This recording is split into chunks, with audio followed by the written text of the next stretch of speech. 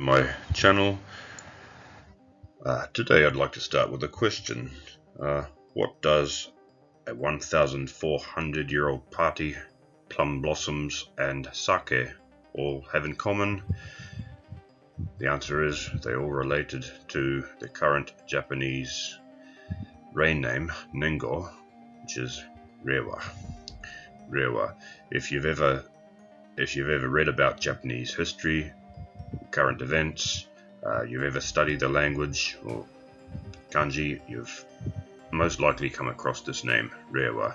This is the current Japanese Nengo, the rain name. It started in the year 2019 when the new emperor was crowned. And the interesting thing about this Nengo, known as Reiwa, is that it comes from a Nara period drinking party in a plum flower garden.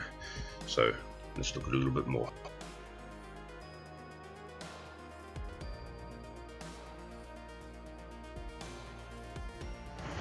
So firstly, let's talk about rain names. So Nen meaning year, Go meaning period. So historically, one emperor might have multiple rain names that he would choose. This stopped in 1868 with the Meiji emperor. From then on, it became common to have one emperor, one rain name. They are taken from Chinese classics. Okay, so Chinese classics, they'll pick out two characters that have some kind of symbolic meaning, and that will be the name for that reign, or that period of the reign, if we're looking at the older cases. So they started with Taika, Tai meaning big and Ka meaning change, which in the year 645. Very important year in Japanese history. But important note, Reiwa, the current Nengo, which if you heard me before, you will remember started in the year 2019, is the first to be taken directly from a Japanese classic and not a Chinese classic. So let's have a look. So what I find particularly interesting about the current Nengo Reiwa is that it's taken from a single event that was written about in quite some detail, known in Japanese as the Baika. Bai meaning plum, Ka meaning flower, Baika no the particle for possession, Utage meaning a party or a gathering, particularly like a drinking party.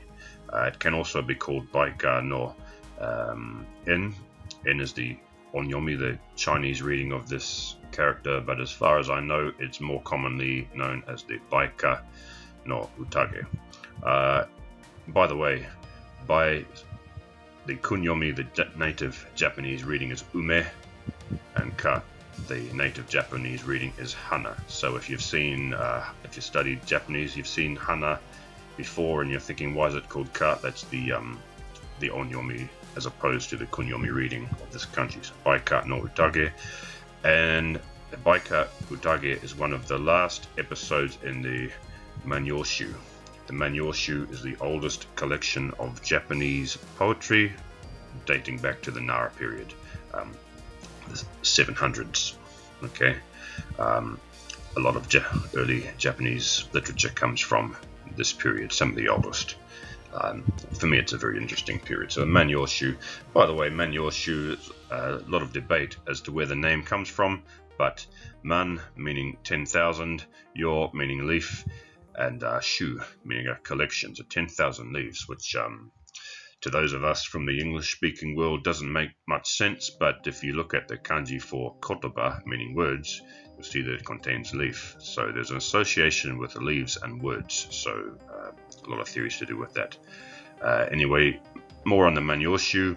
The Manyoshu is a collection of Japanese poetry, different types, but most famously waka, or in the modern sense, tanka. Tanka meaning short poetry. Originally, waka also read as Yamato kotoba, Yamato no uta, rather. Yeah.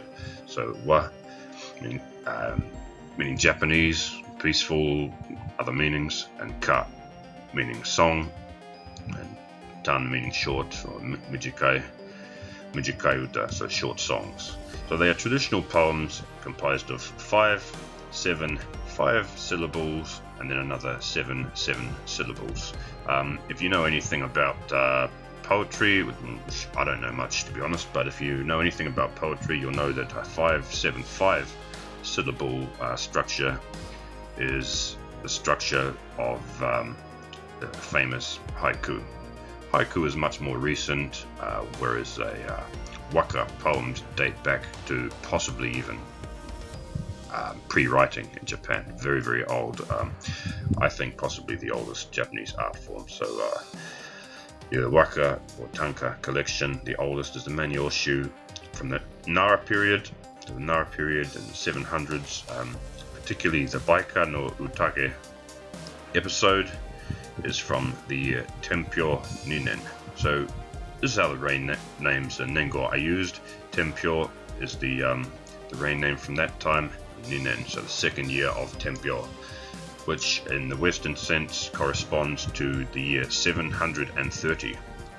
And it took place in a place called Dazaifu, which is in Kyushu Island. Dazaifu was a very important trade post in ancient Japan, possibly still is. Notably, it was a single party, drinking party, Baika no Utage, hosted by Otomo no Tabito. So this is an old name. Okay, it takes some practice to remember these old names. They don't follow the same structure as modern names, but O meaning big, Tomo meaning together. I don't think there's any meaning to these names in particular, but in any case, Otomo no usually have the possessive particle sort of hidden here. It's not written, but it's read. So Otomo no Tabito. Tabi means a journey, to travel. That's the kunyomi reading. It could also be read as ro. If you know roko, a trip, and to, hito. Okay. Again, it is an old kunyomi. It would be read hito in modern Japanese, or nin, jin in it's onyomi readings. But Otomo no Tabito was the host. He was over 60 years old. He was the head of the Otomo clan, which was a very old military and later aristocratic clan in Japan, and notably it was a clan in decline. The Fujiwara clan was on the rise. They were marrying their daughters into the royal family, and they were controlling politics, so they were a family in decline. The Dazaifu post was historically not desirable. It was far away from the then capital in Nara, so it was considered a bit of a outpost. Nobody wanted to be there, so it's often said that okay, so Otomo no Tabito was appointed as like the governor of Dazaifu, but in actual fact it was kind of an exile, so they say. So he was a head of a declining clan, and he was a lover of sake, drinking. He wrote a lot of poems that are included in the Manyoshu about sake. Okay, a lot, including liking people who don't drink to monkeys, and a lot of things. Yeah. Notably, his son, Otomo no Yakamochi. This is ie, house in modern Japanese, and mochi, to hold. As I said, I don't think these particular kanji combinations really mean anything, but I don't know, maybe. Otomo no Yakamochi was the son of the host, Otomo no Tabito, and he has a lot of poems of different types included in the Manyoshu. I think maybe the most of everybody. It's important to remember the Manyoshu is very, very big. It's around 4,500, it's over 4,500 poems included.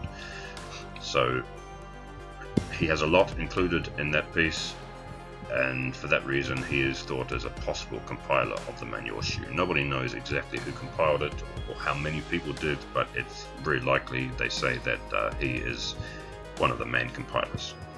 And another, so they all sung around 32 waka poems at this event, and a very famous attendee was Yama no Ue no Okura, one of the foremost poets of the time, around the same age as Otomo no Tabito, and possibly a good friend and acquaintance of his. Yama no Ue no Okura, so Yama meaning, a lot of these old names use the kunyomi, although they have sometimes changed in their pronunciations. So Yama no, again the secret no particle, Yama no Ue, Ue meaning above, no Okura. Okay, Okura. So this is his first name, Yama no Ue no Okura. So a prominent attendee, a famous poet, and he moved from one of the kingdoms of Korea with his father when he was very young. I've forgotten to write it here, but he was also sent to China as on a study abroad program, which was very important back then. He was very much a man of culture, one of the foremost poets of the time, and in particular famous for writing poems about the emperor himself and his power to consolidate it. So that's the Baika no Utage from the Manyoshu collection of the waka poems, 57577 syllables. Not all the poems in the Manyoshu are of that form, but the majority. From the Nara period in the year 730 Dazaifu, a drinking party. This is something I find really interesting, a drinking party. Is now remembered 1,000 years later, and particularly this episode where Otomo no Tabito likens a person who doesn't drink to a monkey, and Yama no Ue no Okura writes another poem where he says he has to go home because his child is probably crying and the mother is waiting, even though he was close to 70 at the time, so there probably wasn't a child. So who knows what kind of jokes they had going on with each other, but it's kind of interesting, I think anyway. Some things never change. Old drinking party, they were singing waka poems. Modern times people might just be telling stories, playing cards or whatever, but it's the same feeling. If you stop and think about it, you can almost imagine them sitting there. So that's what I like about this story. So anyway, the Baika no Utage and the Reiwa Nengo, the current Nengo in Japan, Reiwa, it comes from the Baika no Utage preface. So 32 poems are included in this episode, and it starts with a preface. As a lot of them did, they had a preface and an ending, and sometimes for longer poems they would have a shorter waka poem to summarize things up or to respond to somebody else's. So anyway, I've taken just a little section. This is old Japanese. It was originally written in Kanbun. It was actually not Kanbun, it was a particular type of writing called Manyogana. So hiragana, katakana are the modern ways of writing Japanese sounds. At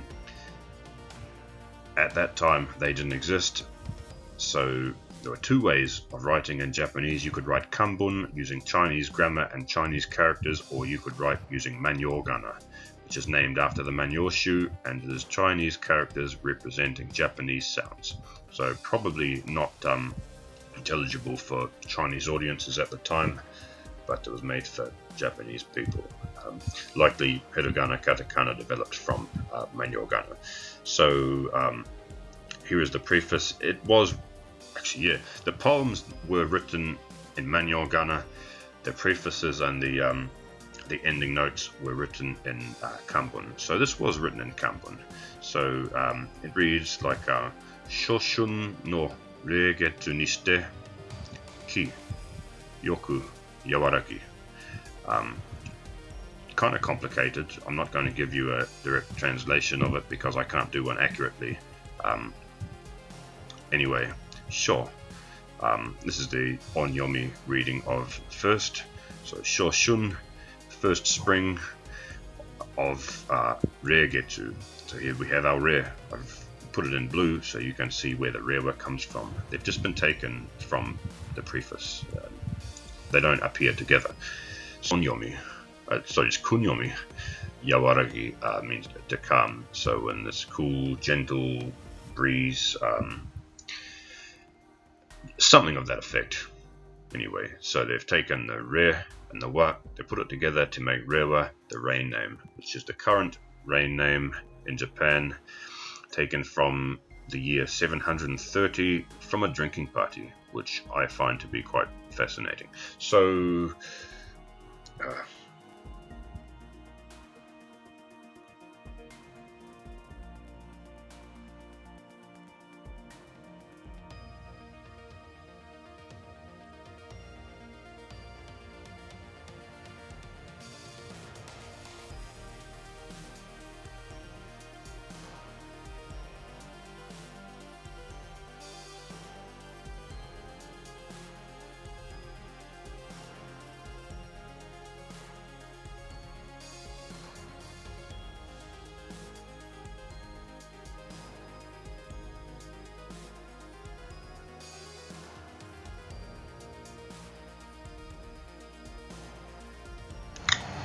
thank you for watching. I hope you have enjoyed my video. I hope you find this concept as interesting as I do. Okay, so the next time you see the date Reiwa, please think about a group of people having a drinking party a long time ago. Cultures may be different, language may be different, but people are all the same, despite time and place. So again, thank you for watching. If you like, please come back and watch again.